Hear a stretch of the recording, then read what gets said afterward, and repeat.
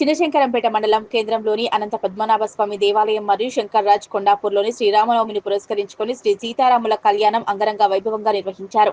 కళ్యాణోత్సవానికి Medak MLA doctor Mynampally Rohit హాజరై ప్రత్యేక పూజలు చేశారు. కళ్యాణోత్సవాన్ని పురస్కరించుకుని దేవాలయాల వద్ద భక్తులకు బెల్లం పానకంతో పాటు అన్నదాన కార్యక్రమాన్ని నిర్వహించారు.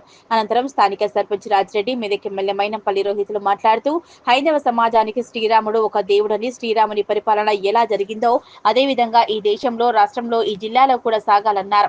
శ్రీరాముడి కృపా కటాక్షలతో ఈ ప్రాంత ప్రజలందరిపై ఉండాలని, ప్రజలంతా సుఖ సంతోషాలతో సుభిక్షంగా ఉండాలని స్వామివారిని కోరుకున్నట్లు తెలిపారు. ఈ కార్యక్రమంలో మాజీ ఎంపీపీ అరుణ ప్రభాకర్, జిల్లా వ్యాకం ప్రెసిడెంట్ గోపాల్ రెడ్డి, పార్టీ మండల శాఖ అధ్యక్షులు స్థాన సత్యనారాయణ, మాజీ సర్పంచ్లు రాజిరెడ్డి, రామకృష్ణయ్య, రవీందర్, సురేందర్ నాయక్, సుధాకర్, జీవన్ బాబు తదితరులు పాల్గొన్నారు.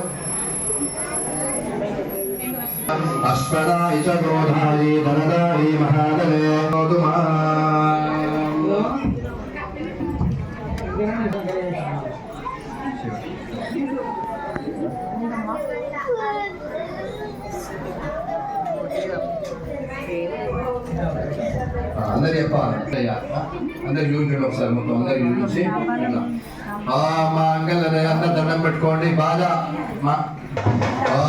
మాంగళ్యం నందు నారేణ లోక రక్షణకేతున వందే పద్మాలు శుభకే త్వం జీవజననామృతం మాంగళ్యాముహూర్తస్తు యదత్ముహూర్తకాలే సూర్యాదయ సమానాగ్రహారాపర్యంత ఆనుకూల్యతా మస్ఫూర్తి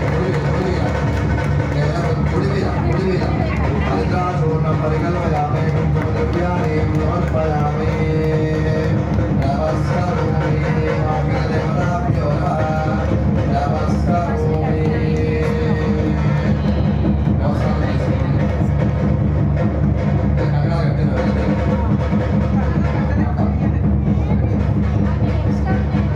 శంకరంపేట్ మండల్ కుటుంబ సభ్యులకు, మెదక్ నియోజకవర్గ కుటుంబ సభ్యులందరూ కూడా పేరు పేరున మనస్ఫూర్తిగా హృదయపూర్వకంగా శ్రీరామనవమి శుభాకాంక్షలు తెలియజేసుకుంటాం.